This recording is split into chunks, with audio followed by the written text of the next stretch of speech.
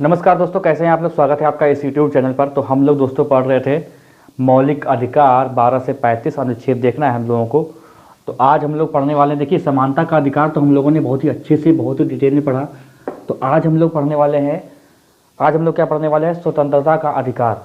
स्वतंत्रता का अधिकार किस अनुच्छेद से किस अनुच्छेद के बीच है, मतलब तक है, किस अनुच्छेद से किस अनुच्छेद तक है, ये आपसे क्वेश्चन बनता है। तब जहाँ से मैं बोलना स्टार्ट करता हूँ वहीं से क्वेश्चन बनना स्टार्ट हो जाते हैं, ठीक है। देखिए और कोई फालतू की बात करता नहीं हूँ मैं कभी भी। तो स्वतंत्रता का अधिकार देखने वाले, देखिए भाग 3 में क्या है, भाग 3 में है मौलिक अधिकार। मौलिक अधिकार, ठीक है। भाग 3 में क्या है, मौलिक अधिकार, जो कहाँ से लिए गए हैं मैंने बताया था, ठीक है, अमेरिका से लिए गए हैं मौलिक अधिकार। फिर देखो ये यार कैसे बन गया, ठीक है। तो आज क्या पढ़ने वाले हैं, स्वतंत्रता का अधिकार। स्वतंत्रता का अधिकार, स्वतंत्रता का अधिकार कहां से कहां तक है, 19 से 22 तक है। अच्छा ये देखो एक चीज, 19 से 22 तक है तो कितने अनुच्छेद है इसके अंतर्गत, तो आपको लगेगा 3 अनुच्छेद हैं। 3 कैसे हो गए, देखो एक तो हो गया 19 और एक हो गया 22 और बीच में कौन बचे, 20 और 21। तो 4 अनुच्छेद जो हैं वो किसके अंतर्गत आते हैं, स्वतंत्रता का अधिकार के अंतर्गत आते हैं, ठीक है। स्वतंत्रता के अधिकार के अंतर्गत आते हैं। तो हम लोग क्या पढ़ने वाले हैं, 19 से 22 तक पढ़ेंगे। लेकिन आज हम लोग जो देखने वाले हैं वो देखने वाले हैं 19 और 20, क्योंकि ऐसा ना कि ये ऐसा नहीं है कि वन लाइनर क्वेश्चन आएगा तो मैं आपको उसी हिसाब से पढ़ा दूं। डिटेल में चल रहे हैं तो क्लासेस लंबी होती हैं, ठीक है। इसीलिए बहुत सारी क्लासेस पॉलिटी की होने वाली, मुझे खुद नहीं पता है कि कितनी पॉलिटी की क्लास होने वाली है। तो भाई चलिए, आर्टिकल जो 19 है वो क्या कहता है, वो देखो क्या कहता है कि ये जो है 6 अधिकारों को रक्षा प्रदान करता है। ये आर्टिकल 19 क्या है, वो 6 अधिकारों को रक्षा प्रदान करता है, ठीक है। तो क्या कहता है ये, 6 अधिकारों को, यहां पर लिखो 6 अधिकारों को रक्षा प्रदान करता है ये। पहले कितने थे, 7 थे, अब कितने, 6 हैं, करता है। देखो पहला नंबर 1 देख लेते हैं कि जो आपका जो, अब देखो क्या पढ़ने वाले हैं, 19 अनुच्छेद पढ़ने वाले हैं। तो आर्टिकल 19 में क्या लिखा हुआ है, 6 अधिकारों को रक्षा प्रदान करता है आर्टिकल 19। और 19 फर्स्ट में देखो क्या देखने वाले हैं हम लोग, 19 फर्स्ट ए। 19 फर्स्ट ए में क्या दिया हुआ है, देखो 19 फर्स्ट ए में क्या दिया हुआ है, आपको लिखते रहना है वैसे ही जैसे मैं लिख रहा हूं, क्योंकि ऐसे ही आपको नोट्स बनाने हैं और आपको अच्छे से अच्छा एग्जाम क्वालिफाइड करना है। पॉलिटी की मेरी गारंटी है। उसके बाद जब हिस्ट्री चलाएंगे हम लोग, जब हिस्ट्री पढ़ेंगे तो हिस्ट्री की भी गारंटी मैं लूंगा। अभी तो खाली पॉलिटी की गारंटी है, ठीक है। बाकी हिंदी चल रही है, हिंदी की भी गारंटी लेता हूँ, रीजनिंग की भी गारंटी लेता हूँ। जो चीज़ मैंने पढ़ाया नहीं उसकी गारंटी मैं नहीं लूंगा। देखो ये क्या है, विचार एवं अभिव्यक्ति की स्वतंत्रता। विचार एवं अभिव्यक्ति की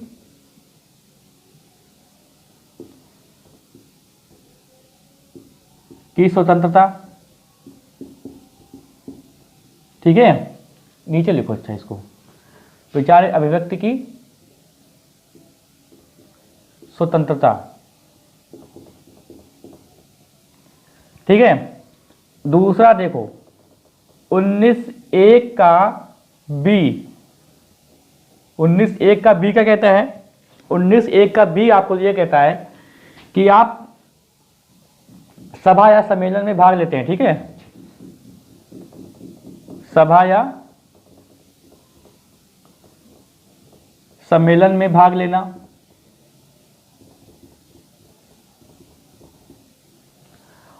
तीसरा ये कहता है 19 फर्स्ट सी क्या कहता है, 19 फर्स्ट सी क्या कहता है, देखो संघ व संगठन, संघ व संगठन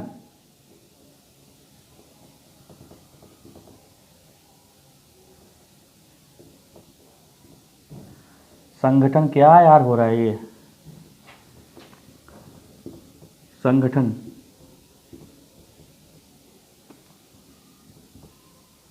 बनाने की स्वतंत्रता, बनाने की स्वतंत्रता, ठीक है। और 3 देखो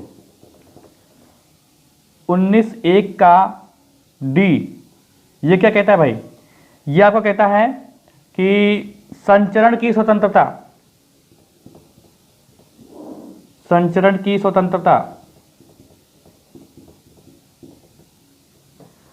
चौथा क्या कहता है आपसे, 19, कुछ मिस हो गया क्या, अच्छा ये 4 यहीं पे हो गया भाई, तो मैंने सोचा 6 बताना है ना, ये 5, ठीक है। 19(1) ई, ये क्या कहता है, निवास की स्वतंत्रता। अभी मैं इसको बताऊंगा डिटेल में, ठीक है, निवास की स्वतंत्रता।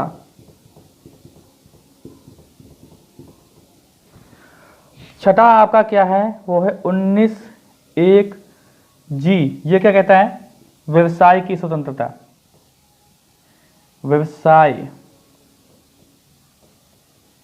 की स्वतंत्रता। देखो मैंने एक मिस कर दिया है, मैंने एक मिस क्या कर दिया है, अनुच्छेद, ठीक चल रहा है, अनुच्छेद 19(1) एफ मैंने मिस किया है, वो अब हटा दिया गया है, ठीक है। अभी उसको देख लेंगे थोड़ा सा, वो हटा दिया गया है। अब देखो यहां पर हम लोग एक एक करके पढ़ लेते हैं, एक एक करके पढ़ लेंगे हम लोग। देखो पहले तो पढ़ते हैं कि क्या है 19(1) ए, ये क्या कहता है, ये आपको कहता है विचार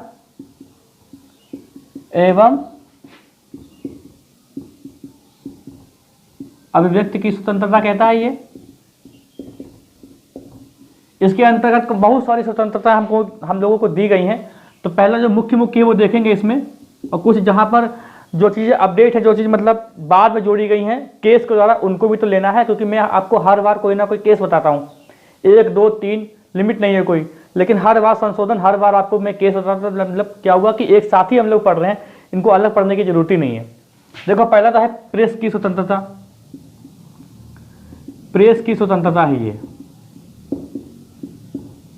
ठीक है। मीडिया को मतलब स्वतंत्रता दी गई, कुछ भी न्यूज़ वो दे सकती है, जो भी सटीक न्यूज़ होती है, तो वो स्वतंत्र है, किसी से कुछ भी सवाल कर सकती है, कुछ भी सवाल कर सकती है, और और मतलब जो है कोई भी न्यूज़ चला सकती है, तो ये प्रतिबंध नहीं है इस पर, प्रेस की स्वतंत्रता है ये। दूसरा आपका है ये, दूसरा है राष्ट्र ध्वज फहराने की स्वतंत्रता।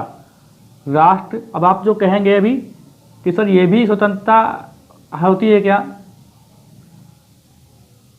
फहराने की स्वतंत्रता। देखो इसमें क्या हुआ, इसमें कोई बदलाव हुआ था। पहले हम लोगों को राष्ट्र ध्वज फहराने की स्वतंत्रता नहीं थी कि हम लोग कभी भी सार्वजनिक प्लेस पे कहीं खड़े होकर या अपने मकान पे झंडा को फहरा दे, तो ये स्वतंत्रता नहीं थी। लेकिन ये बाद में जोड़ी गई है। बाद में कब जोड़ी गई है, ये एक केस हुआ था। केस आपको याद रखना है, केस क्या है कि भारत संघ बनाम नवीन जिंदल, नवीन जिंदल, ये केस हुआ था, ठीक है, 2004 में। तो उसके बाद क्या है, हमें स्वतंत्रता दी गई कि हम कहीं भी अपना झंडा लगा सकते हैं, चाहे बाइक में लगा सकते हैं, कार में लगा सकते हैं, घर के ऊपर लगा सकते हैं। तिरंगा की बात कर रहे हैं, राष्ट्रध्वज मतलब तिरंगा, तो उसको लगा सकते हैं, ठीक है। तो अब ये स्वतंत्रता हम लोगों को दे दी गई है। जब ये केस हुआ था भारत बनाम नवीन जिंदल, तो आपको भारत बनाम नवीन जिंदल केस याद रखना है, 2004 में। सन इतना इंपॉर्टेंट नहीं है, ये किससे संबंधित है ये इंपॉर्टेंट है, ठीक है। अब से तीसरा देखो क्या है तो बहुत सारे। तीसरा आप ये कह सकते हैं सूचना का अधिकार, सूचना का अधिकार एक तरीके से कह सकते हैं। अच्छा, ये सूचना का अधिकार हम लोग अलग से पढ़ेंगे, क्योंकि ये टॉपिक थोड़ा सा अलग हटके है, इसको हमें अलग से पढ़ाना पड़ेगा आपको, ठीक है। सूचना का अधिकार हो गया। चौथा जो हो गया वो हो गया जैसे कि मौन या चुप रहने का अधिकार, मौन रहने का अधिकार। अब ये देखो ऐसा है कि आप चुप हैं तब भी आपका अधिकार है, आपको जबरदस्ती कोई बुलवा नहीं सकता। आप चुप है तो आप ही आपका अधिकार है, भाई मैं चुप हूं, ये मेरा स्वतंत्रता का अधिकार है। अच्छा, ये बाद में आया है, पहले नहीं था। हुआ क्या था कि जैसे कि केरल राज्य में क्या था कि जनगणना होती थी, तो क्या होता था कि कुछ लोग शांत तो रहते थे लेकिन गाते नहीं थे साथ में, तो गाते नहीं थे तो भैया केस कर दिया गया। तो ये क्या हुआ गया, ये बताया सुप्रीम कोर्ट ने कि भैया देखिए चुप रहने का भी अधिकार है, वो अपने जो अब विचार अभिव्यक्ति जो है वो चुप रह के भी व्यक्त कर सकते हैं, ये बताया गया था। तो ये आपको केस याद रखना है। केस क्या है, इमैनुअल वर्सेस केरल राज्य का केस था ये, 1986 सन याद कर लो, कोई जरूरी नहीं लेकिन मैंने डाल दिया। तो मौन रहने का अधिकार भी दे दिया गया। देखो अब ये क्या है, आपके पास अधिकार ये है कि विरोध व प्रदर्शन करने का अधिकार। दोस्तों एक चीज बताओ, इसे क्वेश्चन आता है कि कौन कौन से स्वतंत्रता अधिकार में आते हैं। आपके पास एक ऑप्शन होता है जिसमें एक ऑप्शन होता है हड़ताल, तो हड़ताल करने का हमारा अधिकार नहीं होता है, ये याद रखिएगा, ठीक है। यहाँ पे ब्रैकेट में लिख देता हूँ ताकि आपको याद रहे हमेशा।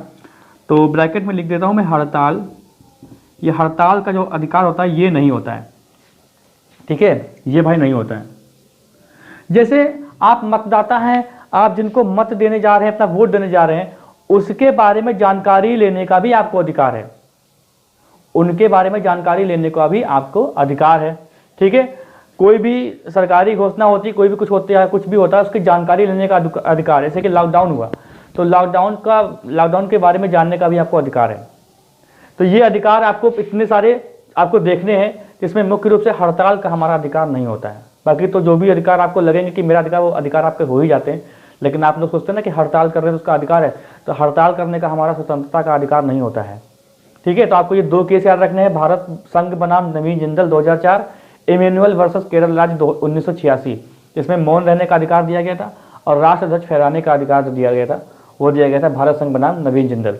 अब ये इतने सारे अधिकार दिए हुए हैं तो इन पर प्रतिबंध भी तो लगेगा, तो प्रतिबंध भी देखो, प्रतिबंध जो लगाया जाएगा वो जाएगा। अब देखो 19(1) हो गया तो 19(2), फिर ठीक है 19(3), 19(4), तो ये लगेंगे प्रतिबंध, ठीक है। तो ये 19(2) पर जो प्रतिबंध लगने वाला है, 19(2), देखो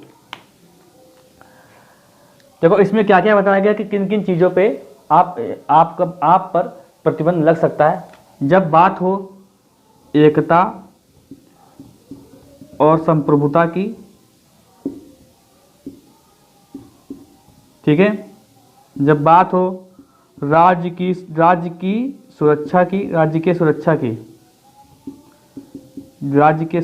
की, जब बात हो विदेशों से मित्रता की,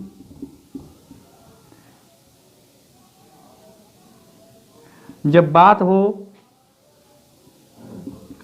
मानहानि की, जब बात हो न्यायालय के आदेश की,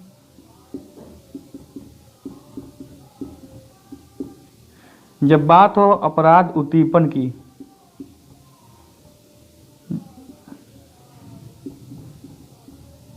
यहां तक शो करता है, मैं देख लूंगा।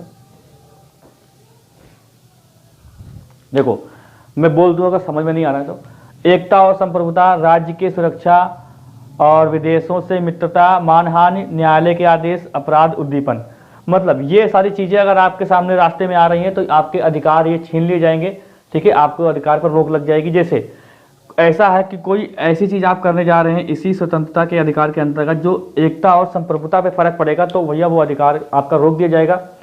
राज्य की सुरक्षा की बात अगर है, मान लीजिए कोई ऐसा केस है या फिर ऐसी कोई बात है जो एक गोपनीय बात है जिसको एक सार्वजनिक नहीं करना चाहिए, आपने कर दिया सार्वजनिक, तो राज्य की सुरक्षा के बारे में अगर उसका हनन होने जा रहा है या फिर उस पर कुछ आँच आने जा रही तो आपका अधिकार रोक दिया जाएगा।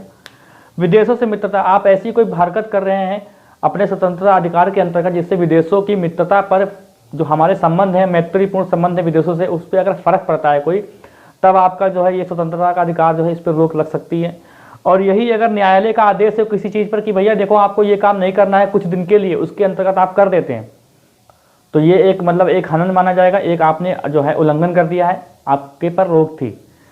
अपराध का उद्दीपन, ऐसा कोई अधिकार आप नहीं करने जा रहे जैसे कि मौन रहने का अधिकार है और आप चुप हैं, आप बोल ही नहीं रहे हैं कुछ।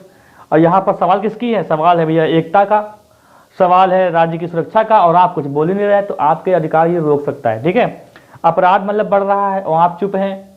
ठीक है, और मीडिया पर भी कुछ रोक लग सकती है, ये सब चीज़ें हैं इन पर। ये और भी कई चीज़ें हैं जहाँ पर मुख्य मुख्य मैंने आपको बताई हैं कि ये चीज़ें आपके सामने अगर आती हैं तो इन पर अधिकार पर ये रोड़ा लग सकता है। ठीक है, अब हर चीज़ का एक तोड़ होता है, तो तोड़ बनाया भाई इन्होंने, है ना। तो इसका आप स्क्रीनशॉट लो, आगे चलते हैं, अगली स्लाइड देखते हैं। अब आते हैं किस पे? 19(1)(b) पर। 19(1)(b) में क्या कहा गया है कि सभा व सम्मेलन में भाग लेना। ठीक है, 19(1)(b) में क्या कहा गया है कि सभा व सम्मेलन में भाग लेना। देखो क्या है कि सार्वजनिक सभा में, सार्वजनिक लिखो यहाँ पर, ठीक है, सार्वजनिक है। सार्वजनिक सभा में मतलब सार्वजनिक सभा में जो भी बैठक हुई उसमें भाग लेना। ठीक है, हाँ, सार्वजनिक कोई भी बैठक हो उसमें भाग ले सकते हैं आप बिना कोई हथियार के। और इस पर प्रतिबंध क्या है? प्रतिबंध बस यही है कि एकता और अखंडता। और प्रतिबंध किस में आता है? प्रतिबंध आता है प्रतिबंध आता है अब 3 में, क्योंकि 2 पढ़ चुके हैं। ये 19 का जो सब आर्टिकल 3 है ये प्रतिबंध लगाता है 19(1)(b) पर। ये आपसे क्वेश्चन बहुत ही गहराई में बन सकता है, ये ध्यान रखिएगा कि भैया 19(1)(b) पर प्रतिबंध कौन लगाता है, तो आप लगा देंगे 19(2), क्योंकि आपको पता ही नहीं है कि 19(2) भी है क्या। 19(2) भी एक प्रतिबंध लगा रहा है पहले से ही 19(1)(a) पर, तो ये 19(3) प्रतिबंध लगाता है किस पर? 19(1)(b) पर। ठीक है, अब देखो तीसरा पॉइंट क्या है कि 19(1)(c) 19(1)(c) ये क्या कहता है? देखो 191 हो गया। ये क्या है? ये कह रहा है कि संघ व संगठन बनाने की स्वतंत्रता है। ठीक है, ये क्या कह रहा है? संघ व संगठन बनाने की स्वतंत्रता, लेकिन यहां पर यह बात खत्म नहीं होती है, एक बात और है, और सहकारी समिति बनाने की स्वतंत्रता। समिति बनाने की स्वतंत्रता। अब यहां पर यह बात खत्म अब भी नहीं हुई। ये जो समिति सहकारी समिति की जो बात मैंने करी है यहाँ पर, इसका कुछ मोटिव है। क्या है वो? ये है कि ये जोड़ा गया था बाद में, ये जोड़ा गया था बाद में, तो इसको आपको याद रखना है। वो जोड़ा कब गया था? ये हुआ था 97वां संविधान संशोधन।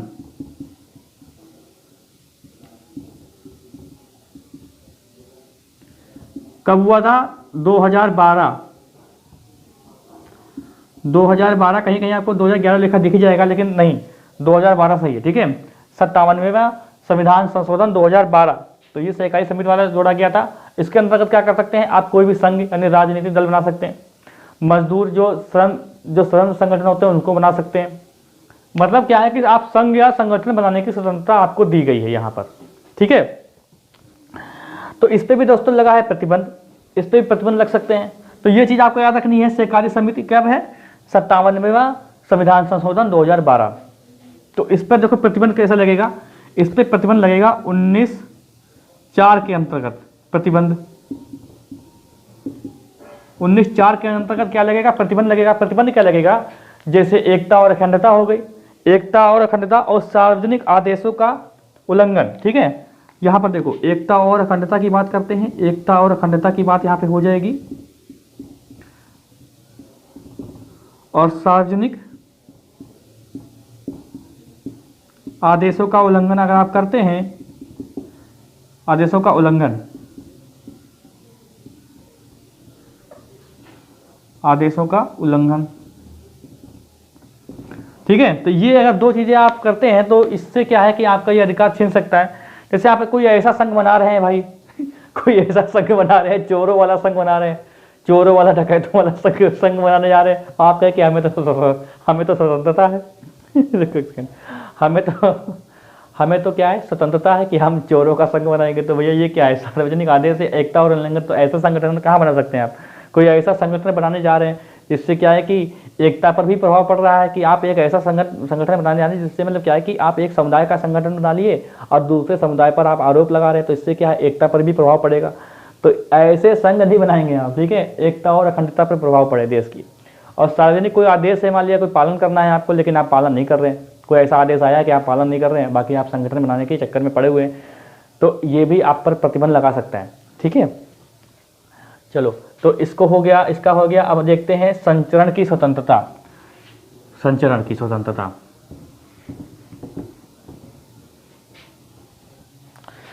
तो अनुच्छेद 1D 19(1)D ये क्या कहता है, ये संचरण की बात करता है। संचरण,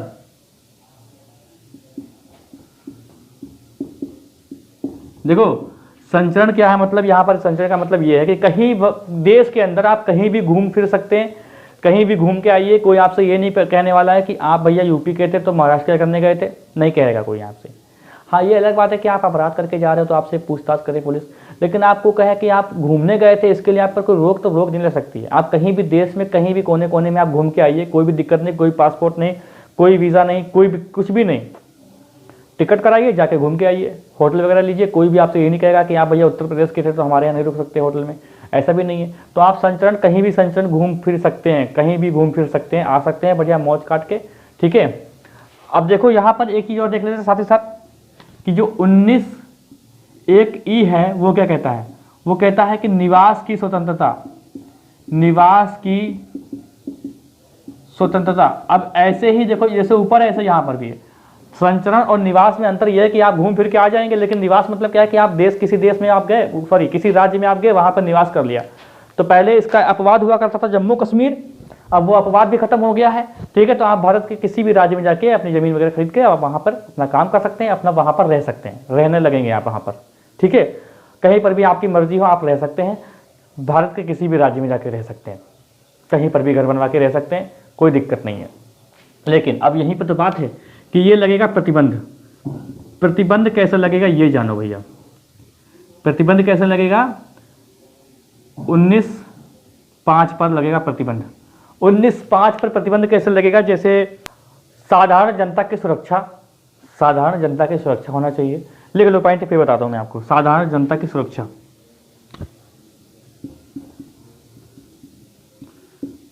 साधारण जनता की सुरक्षा, आर्टिकल 19(1)D, आर्टिकल 19(1)E ये दोनों पर प्रतिबंध लगाता है 19(5). क्या क्या कंडीशन है, जैसे कि साधारण जनता की सुरक्षा के लिए आप, जैसे कि आप सामान्य वर्ग हैं और आप जैसे कि उत्तर प्रदेश में या फिर कहीं दंगे हो रहे, कहीं कुछ हो रहे, तो आप कहें मैं घूमने जाऊंगा, लेकिन नहीं, तो आप नहीं जा सकते, क्योंकि वहाँ पर क्या है, वहाँ पर व्यवस्था अच्छी नहीं है, वहाँ पर मतलब क्या है कि माहौल ठीक नहीं है, आपका जाना वहाँ पर प्रतिबंध है, मतलब वहाँ कोई जा नहीं सकता।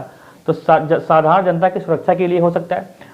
कुछ चीज़ें जैसे कि DRDO है, ठीक है, इसरो है, तो यहाँ पर जो है सबको जाने की अनुमति नहीं होती, कहीं आप जाके घूम के आइए, टहल के आइए, ये कोई अनुमति नहीं है। और देखो यहाँ पर क्या है कि अनुसूचित जनजाति, अनुसूचित जनजाति क्षेत्र में भी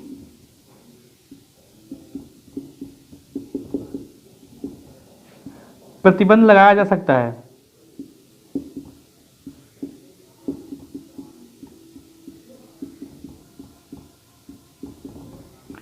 मतलब क्या, अनुसूचित जनजाति मतलब क्या हुआ कि आप ऐसी जगह घूमने जा रहे हैं या ऐसी जगह निवास करने जा रहे हैं, यहाँ पर क्या है कि बहुत ही पिछड़े वर्ग के लोग हैं, अनुसूचित जनजाति के लोग हैं, यहाँ पर इनकी रीति रिवाज बिल्कुल अलग अलग है, और आप जाएं वहाँ पर उनका मजाक बनाएं, ठीक है। बड़ा ही विचित्र प्रकार के रीति रिवाज होते हैं, पहनावा होता है, तो आप वहाँ जाके उनका मजाक उड़ाएं, बाकी आप जो है सार्वजनिक करें उनके रीति रिवाजों को या उनके पहनावों को, जिससे उनकी जो है एक प्रतिष्ठा पर आँच आए। तो ऐसी जगह जाने पर आपको राज्य जो है आप पर जो है प्रतिबंध लगा सकता है। जैसे कि आप घूमने जा रहे हैं कहीं भी ऐसे क्षेत्र में जहाँ पर जनजाति है, अनुसूचित जनजातियाँ बहुत है, और वहाँ पर आप निवास करने के, तो वहाँ पर हो सकता है कि आप पर जो है प्रतिबंध लगाया जा सके। तो ये कंडीशन आप पर हो सकती है, ठीक है। तो आते हैं किस पर, व्यवसाय की स्वतंत्रता। व्यवसाय की स्वतंत्रता।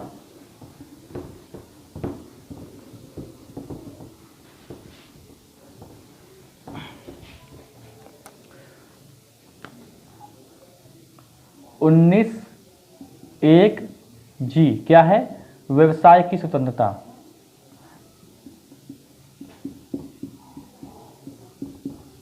देखो व्यवसाय की स्वतंत्रता क्या कहता है? ये कहता है कि आप कोई भी व्यवसाय दोस्त कर सकते हैं, कोई भी। आप चाहे पान की दुकान खोल लीजिए, चाहे आप बतासे के चाट की दुकान खोल लीजिए, कोई आपसे नहीं कहने वाला कि भैया आपने ये क्यों खोला। चाहे आप जूता चप्पल की दुकान खोलिए, चाहे आप कोई चाय वाला होटल खोल लीजिए, ठीक है। मतलब पहले क्या था, बहुत पहले की बात थी, तो सबके एक व्यवसाय बटे हुए थे जाति के आधार पर, तो अब तो वो खत्म हो गया था। तो आप कुछ भी कर सकते थे।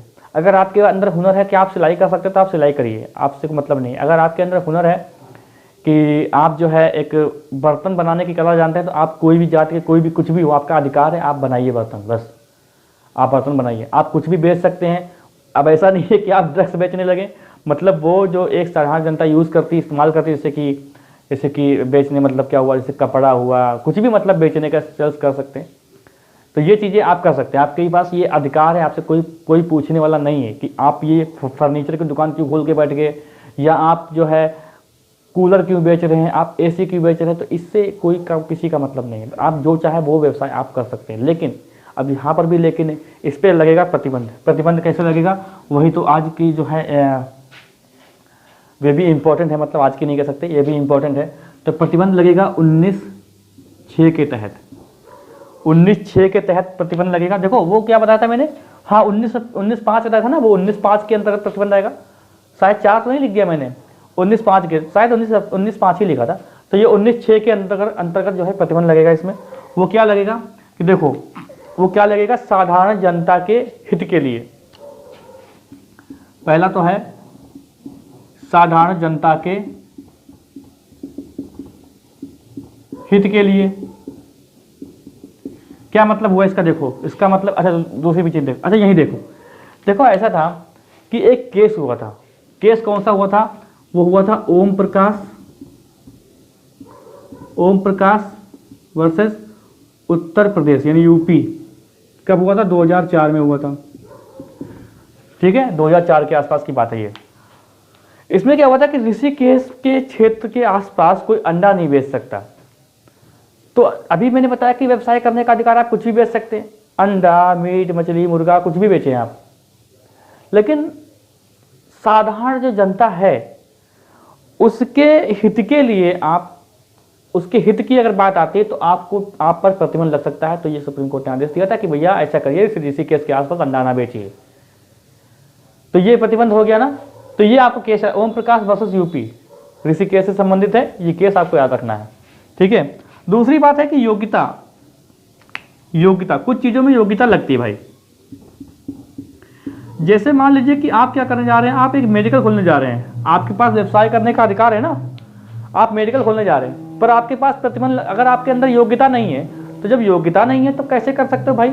अगर आप डॉक्टर, आप हल्की फुल्की एक डॉक्टरी सीख के चले आए, आपने अस्पताल खोल दिया या फिर अपने क्लिनिक खोल दिया, तो आप पर प्रतिबंध लग सकता है। क्यों? क्योंकि आपके पास तो योग्यता ही नहीं है। योग्यता का मतलब क्या है? डिग्री, वो तो चीज़ है नहीं, तो वो आप नहीं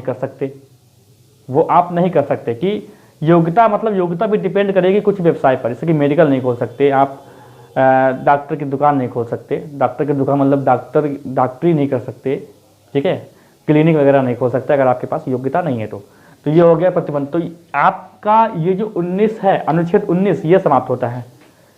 इसका आप ये वीडियो चल रहा है, मैं देख लूँ एक बार, ठीक है। तो ये आपका समाप्त होता है। तो अब हम लोग देखने वाले हैं क्या? हम लोग देखने वाले हैं अब अनुच्छेद 20। तो आपको अच्छे से समझ में आ गया होगा ये। अच्छा हाँ, एक चीज और देखो, जो अनुच्छेद जो 19(1) F था, छोटा वाला बनेगा F, उसमें क्या था कि संपत्ति का अधिग्रहण या उसको बेच खरीद पर प्रतिबंध लगा है, उस पर लगाया गया। कब लगाया गया? ये संविधान संशोधन हुआ था, 44वां संविधान संशोधन, ठीक है, 1978, ये आपको याद रखना है। इसीलिए हमने इसको नहीं पढ़ाया, ये पढ़ाने लायक अब बचा नहीं है, ठीक है। तो पहले 7 थे अधिकार, ठीक है, अब कितना अधिकारों को रक्षा प्रदान करना, 7 अधिकार थे, अब कितने 6 अधिकार बचे हैं, इसको हटा दिया गया है। रफ करते हैं इसको। अच्छा ये क्वेश्चन बहुत बनता है, संपत्ति का अधिकार कब हटाया गया, तो भैया 1977, है ना। बहुत क्वेश्चन बनता है, बहुत क्वेश्चन आता है ये। तो अब हम लोग क्या देखने वाले हैं भैया, अनुच्छेद 20।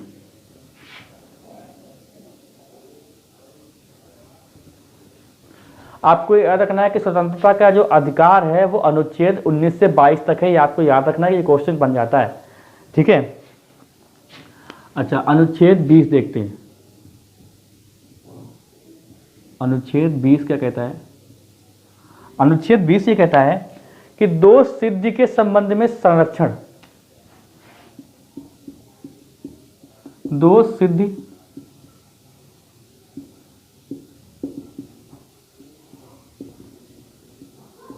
संबंध में संरक्षण, ये है, ठीक है। दोष सिद्धि के संबंध में संरक्षण। देखिए क्या कहता है कि यदि कोई व्यक्ति, यदि किसी व्यक्ति पर आरोप लगाया जाता है या आरोपी पाया जाता है तो उसके संबंध में अनुच्छेद 20 के तहत तीन प्रकार से संरक्षण प्रदान किया गया है।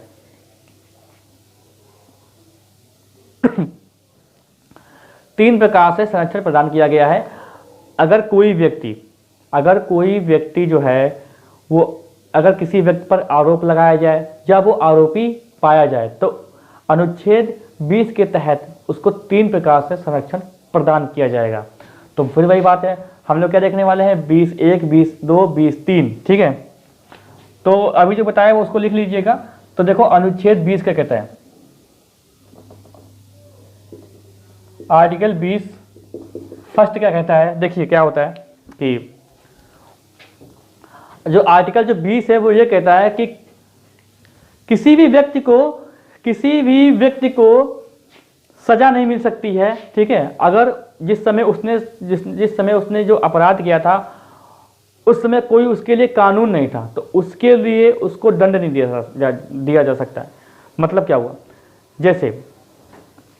जैसे मतलब ये हुआ कि राज्य के द्वारा किसी व्यक्ति को दोषी तब तक नहीं ठहराया जा सकता, राज्य के द्वारा किसी व्यक्ति को दोषी तब तक ठहराया नहीं जा सकता जब तक उसने उस समय कानून का उल्लंघन ना किया हो। उस समय ये चीज लिखो पहले। देखो राज्य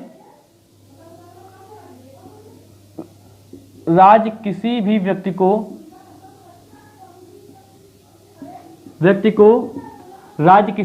को तब तक दोषी नहीं ठहरा सकता, ठीक है। राज्य किसी भी व्यक्ति को तब तक दोषी नहीं ठहरा सकता जब तक उस व्यक्ति ने बहुत अच्छी लाइन है ये, जब तक उस व्यक्ति ने उस समय कानून का उल्लंघन ना किया हो। मतलब क्या हुआ, अब यहां पे समझो। ऐसा है जैसे मान लीजिए कोई बात है जो 4-5 साल पुरानी है, ठीक है, और मान लीजिए कि उसने उस समय कुछ ऐसा काम कर दिया जो इस समय प्रेजेंट टाइम में वो अपराध है, लेकिन तब अपराध नहीं था। अब क्या हुआ कि कोई सबूत मिलेगा किसी के हाथों, या किसी ने बता दिया, या किसी का वीडियो वायरल हो गया, तो भैया उसको आप दोषी नहीं ठहरा सकते, क्योंकि तब के समय में आप अगर सिद्ध कर दें कि ये तब की बात है, तब आपको दोषी नहीं ठहराया जा सकता। जैसे कि मान लीजिए कि आप सिगरेट पी रहे थे 2004 या 2003 में, कहाँ पर, कोई ऐसी प्लेस जहाँ पर अप्रतिबंधित है, और आपका वीडियो वायरल हो जाए कि देखो भैया ये सिगरेट पी रहा है, तो आप अगर सिद्धि कर दें कि भैया नहीं, हमने तो 2003-4 में पिया था, तब तो ये कानून था नहीं, तो आपको भैया कोई दोषी नहीं ठहरा सकता, आपको कोई दोषी ठहरा ही नहीं सकता। ये कहा गया है, ये संरक्षण प्रदान किया गया है आर्टिकल 20 के 1 में। समझ रहे कि नहीं। जैसे कि आपने कोई ऐसा कर दिया, जैसे कि मान लीजिए कि ये मार्कर है, आपने मार्कर चुराया 2017 में, एक एग्जाम्पल दे रहा हूँ, आपने मार्कर चुराया 2017 में और मैंने सबूत दिखा दिया कि 2019 में कि देखो मार्कर चुराया इन्होंने, तो 2017 में मार्का चुराने पर कोई अपराध नहीं था, कोई भी मार्का चुराने का कोई अपराध नहीं था। लेकिन 2019 में अपराध हो गया, तो आपको कोई सज़ा नहीं मिलेगी कि आप जाइए भैया, आपका कोई दोस्त नहीं है इसमें, ठीक है। तो ये बात कही गई है। या फिर या एक बात और की गई है, या उस व्यक्ति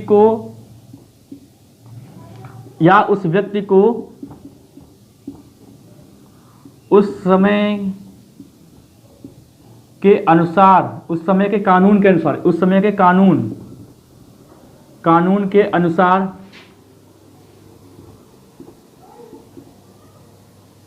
दोषी माना जाएगा। मतलब यहाँ पर क्या है कि जैसे मान लीजिए कोई मार्कर चुराने का जो अपराध था वो 2017 में था 5 साल, ठीक है, 5 साल था, लेकिन वो केस चलते चलते आ गया है 2019। अब मार्कर चुराने पर जो अपराध है वो है 2 साल का, तो भैया उसको 2 साल की सजा मिलेगी, ना कि 5 साल की। अच्छा सुनो, मैंने उल्टा बोल दिया, कोई बात नहीं, इसको समझे। जैसे कोई मार्कर चुराने का अपराध है, तो 2017 में किसी मार्कर चुराने का अपराध था, वो था 3 साल का। अब बदल गया है, अब क्या बदल गया है, नियम बदल गया है कि अब भैया 5 साल का हो गया। तो इसमें उल्टा दोस्तों संरक्षण मतलब क्या है कि एक तरीके से अधिकार को, मतलब एक तरीके से एक सुरक्षा देना। तो इसमें उल्टा ये होता है कि जैसे कि जो उस समय कानून था उसी के हिसाब से सजा मिलेगी। तो सजा जब कम होती, जब देखिए, जब कठोर कानून बढ़ता है, जब आगे जाके मान लीजिए 17 में एक ऐसे ही नॉर्मल कानून था, साधारण कानून, और 19 में जाके वो कठोर कानून हो गया है, कानून हुआ, तो केस की सुनवाई होते होते 2019 आ गया, तो कठोर कानून बन गया है। लेकिन 17 में एक सिंपल कानून था, तो इसी के हिसाब से उसको सजा दी जाएगी, ठीक है। वही देखो, 17 में एक कठोर कानून था, 19 में हो गया एक साधारण कानून, ज़्यादा मतलब कठोर नहीं है। तो जब 17 में किसी ने अपराध किया और ये 2019 में इसको सजा मिलने जा रही है, तब बदल जाएगा। जब साधारण, मतलब कठिन से अगर कमजोर कानून होता है तब उसी तो कमजोर हिसाब से मिलेगी सजा। लेकिन अगर कठोर कानून था, अगर कमजोर कानून था और अब कठोर हो, पहले कमजोर कानून था अब कठोर हो गया है, तो पहले वाले के कानून के हिसाब से सजा मिलेगी, ये प्रावधान रखा गया है। तो समझिए ये किसमें है, अनुच्छेद 20(1) में है। मतलब कि 17 में अगर किसी ने अपराध किया और तब कानून की जो सजा थी बहुत ही नॉर्मल थी, यानी 1 साल की थी, लेकिन अब उसी की सजा का प्रावधान कितना कर दिया गया है, 5 साल कर दिया गया है। तो क्या मतलब हुआ कि जो 2017 का जो अपराधी है 2019 में जब आएगा तब उसको 5 साल की सजा नहीं मिलेगी, 1 साल की ही सजा मिलेगी। लेकिन अब क्या कर दिया गया, पहले क्या था, पहले 5 साल था, और अब 1 साल कर दिया गया है। तो अब इसके हिसाब से नहीं, अब इसके हिसाब से सजा मिलेगी 1 साल। मतलब क्या है कि छूट देने का प्रावधान रखा गया है, समझ गए कि नहीं। अब 1 साल के तहत उसको सजा मिलेगी। चलो रफ करते हैं इसको। दूसरा देखो, दूसरा क्या कहता है, आर्टिकल 20(3), आर्टिकल 20(2) क्या कहता है, वो देखो क्या कहता है, दोहरे दंड से संरक्षण, ठीक है, दोहरे दंड से संरक्षण प्रदान करता है ये। मतलब देखो ये क्या कह रहा है कि दोहरे, जैसे कोई आपने अपराध किया किसी भी कंपनी में, आपने किसी भी कंपनी उसमें कंपनी में अपराध किया, उसके जो हैं मेंबर्स, जो पार्टनर हैं वो 4 से 5 लोग हैं, है ना। कोई आपने गमन कर लिया, तो किसी एक ने केस कर दिया, उस पर सुनवाई हो गई, आपको सज़ा मिल गई, बाकी लोगों ने भी गुस्से के मारे केस कर दिया, तो आपको एक ही बार अपराध की सज़ा मिलेगी, बार बार नहीं मिलेगी कि अगर 5 उनके पार्टनर थे तो 5 लोगों ने कोर्ट केस कर दिया आप पर, तो आपको एक ही सज़ा के लिए 5 बार दंड दिया जा रहा है, नहीं, आपको एक अपराध के लिए एक ही बार सज़ा मिलेगी। अगर आपको 5 लाख का गमन करने की सज़ा मिल गई है आपको, तो बाकी लोग जो केस किए हैं 5 लाख रुपए की, उनकी सज़ा का मतलब नहीं रह जाएगा, आपको एक ही बार सज़ा मिलनी, भाई एक अपराध के लिए एक दंड आपको दिया जा सकता है। तीसरा पॉइंट देखो, तीसरा पॉइंट ये कहता है 20(3), ये क्या कहता है कि किसी भी व्यक्ति को किसी भी व्यक्ति को स्वयं के विरुद्ध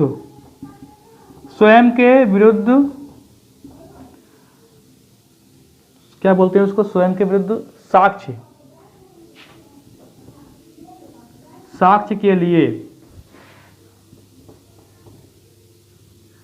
विवश नहीं किया जाएगा। विवश नहीं किया जा सकता। ऐसा नहीं है कि आपको बहुत पीट के पुलिस वाले कहें कि नहीं मानो स्वीकार करो, तो भैया ये एक आपको संरक्षण दिया गया कि कोई भी आप पर जोर जबरदस्ती करके आपको अपने विरुद्ध साक्ष्य या सबूत देने के लिए आपको विवश नहीं किया जा सकता। लेकिन कुछ जगह ऐसा होता है कि जैसे कि आपने बहुत शातिर खिलाड़ी हैं, आप बहुत शातिर मुजरिम हैं और आपने कुछ अपराध किया, लेकिन आपने एक सबूत नहीं छोड़ा, कोई भी सबूत हाथ में नहीं, कोई भी गवाह नहीं, कुछ भी आपके जो है आप पर जो है आप मतलब आपने कुछ भी नहीं छोड़ा, आपके खिलाफ एक भी सबूत नहीं है, और ये सभी लोग जानते हैं कि आप अपराधी हैं या फिर आप शक के घेरे में हैं। तो जब कुछ नहीं मिल रहा है और आप शक के घेरे में आते चले जा रहे हैं, आपकी बातों सब किसी भी तरीके से, और आपके खिलाफ कोई गवाही नहीं, आपके खिलाफ कोई सबूत नहीं, तो ये न्यायालय के आदेश पर आप उनका नारकोटिक्स कर सकते हैं, DNA टेस्ट कर सकते हैं, ठीक है। तो ये तो हालांकि स्वयं के प्रति ही गवाही देने की बात हो गई, लेकिन यहाँ पर ये अपवाद है, तो अब उनका आप काम कर सकते हैं, मतलब उनके लिए, ठीक है, DNA टेस्ट कर सकते हैं, और जो फिंगरप्रिंट वगैरह होते हैं, पॉलीग्राफी बोलते हैं, वो भी करा सकते हैं, और नारकोटिक्स वो भी कर सकते हैं, तो ये अपवाद है।